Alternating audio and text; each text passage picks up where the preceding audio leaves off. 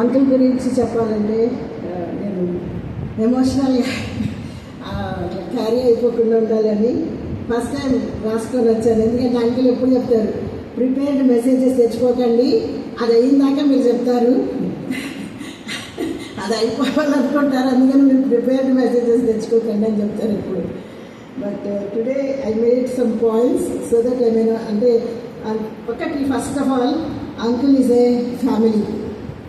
మా నాన్నగారి పేరు విజయ్ పాల్, మా అమ్మగారి పేరు వరలక్ష్మి, నా పేరు సలోమి యేసుదాస్.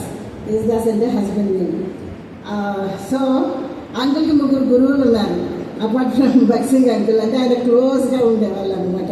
ఒకటి గూడూరు జేసుదాస్ గారు, 2 అరవింద్ అంకుల్, 3 మా నాన్నగారు. ఈ 3 పేర్లు లేకుండా జనరల్గా అంకుల్ వాక్యం చెప్పటం అనేది ఉండదు. ఖచ్చితంగా ఎవరో పేర్లు ఉంటాయన్నమాట. సంగీత పరంగా మా నాన్నగారు అంకుల్కి చాలా ఇష్టం, నాన్నగారికి అంకుల్ ఇంకా చాలా ఇష్టం. సో వాళ్ళంతా చిన్నప్పుడు వాళ్ళ ఇళ్ళల్లో వీళ్ళు చదువుకున్నారు. శాంత్ కుమార్ అన్న, తర్వాత ఎలియాజర్ అన్న వాళ్ళ ఫ్యామిలీ, తర్వాత జయశ్రీరావు అంకుల్ వాళ్ళ అమ్మగారు వాళ్ళ దగ్గర అంతా కూడా వీళ్ళు ఒక ఫ్యామిలీ లాగా ఉండేవాళ్ళు అనమాట.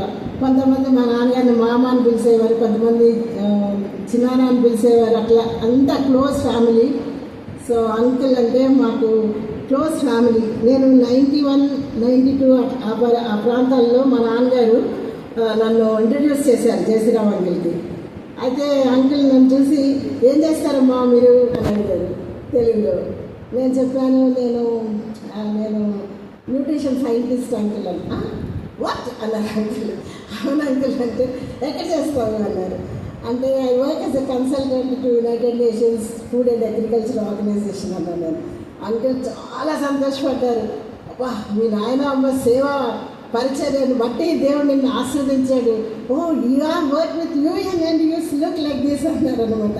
సో ఇట్స్ అంటే uncle first he is highly appreciative. ఎవరిని కూడా అంకుల్ దించేయరు. అంటే సరి చేయటం వేరు, మనిషిని తగ్గించి మాట్లాడటం వేరు.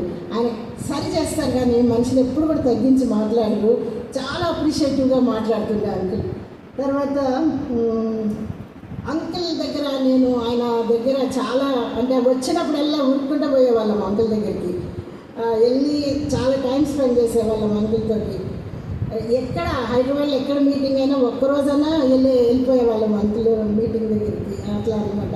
చెన్నైలో వెళ్ళేవాళ్ళము. So wherever he is we used to go and uncle కలిసేవాళ్ళము. అట్లా కలిసినప్పుడు కూడా అంకుల్ చాలా చాలా విషయాలు చెప్పేవారు.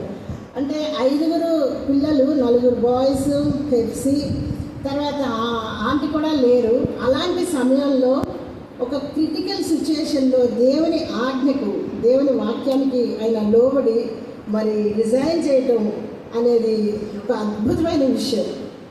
కనుక మా నాన్నగారు కూడా ఎప్పుడు చెప్పేవారు, ఒక దైవ సేవకుడు తన రిజైన్ చేసి లేదా తనకున్నది వదిలేసి వచ్చారంటే ఆ ఒక్క అంశంతోనే మీరు గౌరవించాలి అని చెప్తుండే మా నాన్నగారు. కనుక అన్నీ వదిలిపెట్టుకొని దేవుని సేవ చేయటం అనేది it's a greatest honour in this world. ప్రపంచంలో అత్యున్నతమైన గౌరవపూర్వకమైన పని ఏదైనా ఉంది అంటే అది సర్వోన్నతమైన దేవుని సేవకులుగా ఉండడం అనేది నా లైఫ్లో నేను మా పేరెంట్స్ని చూశాను, ఇంకా అంకుల్ లాంటి వాళ్ళని చాలామందిని చూశాను. తర్వాత ఇంకొక విషయం కూడా చెప్తాను. అదేంటంటే చాలామంది అంటే మనము మతాన్ని బట్టి, కులాన్ని బట్టి, స్టేట్ని బట్టి, అంటే మాటలను బట్టి ఇట్లా సెగ్రిగేట్ అవుతూ ఉంటాం కదా, మనూరోళ్ళు మనం అనేసి. దానికి అంకుల్ ఒక ఉదాహరణ చెప్పారు. లెమ్ము తేజరెలము పాట మీకు తెలిసే ఉంటుంది. దేవదారు సరళా గుంజి, దేవదారు సరళా గుంజి పడును నాగు ఆలయములకు అని ఉంటుంది పాట. లెమ్ము తేజరెలు ఒక వర్స్ అనమాట.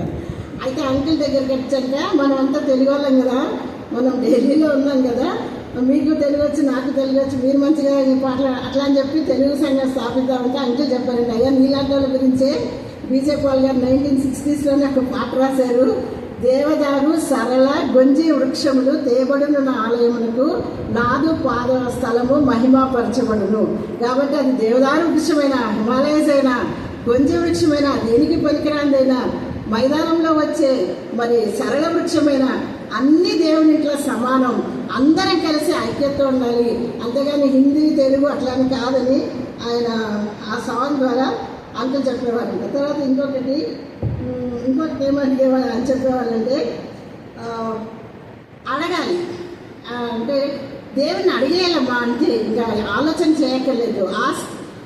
అడుగుడి మీకు ఇవ్వండి, వెతుకుడి మీకు దొరికింది, అడుగుడి మీకు ఇవ్వండి. ఇది ప్రిన్సిపల్గా పెట్టుకోవాలి లైఫ్లో. ఆ ప్రిన్సిపల్ పెట్టుకొని అడిగి చూడు, తట్టి చూడు, వెతికి చూడు, దొరుకుతుందని ఎప్పుడు కూడా చాలా ఎంకరేజ్ చేస్తూ మాట్లాడేవారు. ఇంకొక విషయం ఏంటంటే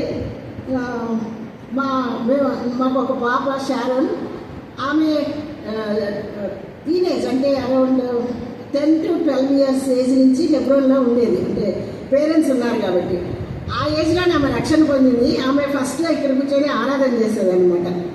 అంత చిన్న ఏజ్లో ఇప్పుడు మైకులు లేవు, ఇట్లాంటి సిస్టమ్స్ ఏమి ఉండేవి కాదు. సో అంకుల్ చాలా ఇష్టం మా పాప అంటే.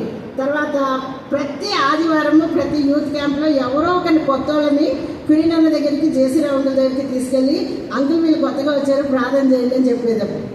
ఆ పరిచర్య మా జాలరి అంటుండే అంకుల్, ఫిషర్ మ్యాన్ అని ఎంతో ఎంకరేజ్ చేసి మాట్లాడుతుండే. ఇందాక ఒక బ్రదర్ కూడా చెప్పారు, చిన్నవాళ్ళైనా పెద్దవాళ్ళైనా కానీ ఎంతో ఆదరించి ఎంతో ప్రేమతో అంకుల్ మాట్లాడుతూ ఉండే. తర్వాత ఇంకొక విషయము, he's promoted and transferred to a glorious place.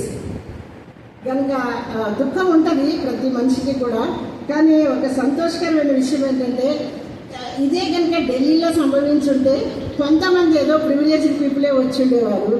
కానీ అంకుల్ సేవా పరిచయం దేవుడు ఘనపరిచి వైజాగ్ తీసుకొచ్చి ఏపీ తెలంగాణ 2 తెలుగు రాష్ట్రాల వాళ్ళు మరి వచ్చి వీటిని అంకుల్ని చూసి సాక్ష్యం చెప్పడానికి, మరి ఈ ప్లేస్లో నేను ఇక్కడ ఉండడానికి దేవుడు అంకుల్కి ఇచ్చిన ఆధిక్యతను బట్టి కూడా దేవుడికి ఎంతో వందనాలు. ఈ రీతిగా మరి అంకుల్ మాకు ఎంతో స్పెషల్గా ఉండేవారు. తర్వాత ఒక సడన్గా నేను లాస్ట్ ఇయర్ అనుకోకుండా హెప్సీ నాకు మంచి హింట్ ఇచ్చింది. నేను ఢిల్లీ వెళ్తున్నాను హెప్సీ ఇట్లా ఈరోజు అని చెప్తే అక్క నెక్స్ట్ డే ముందు రోజు అంకుల్ డాడీ బర్త్డే అక్క వై డోంట్ యు గో అన్నది. కాబట్టి మేము అందరం ప్లాన్ చేసాము.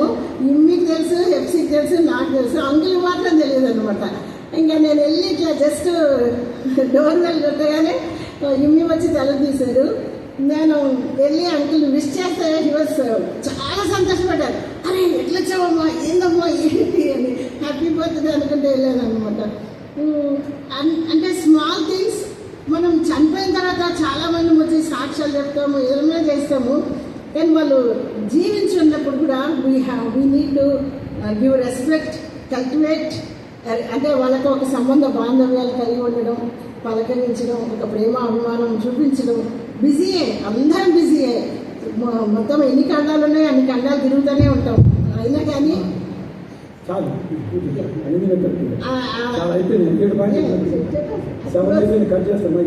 కనుక ఇది చాలా ఇంపార్టెంట్ అని నాకు అనిపించింది.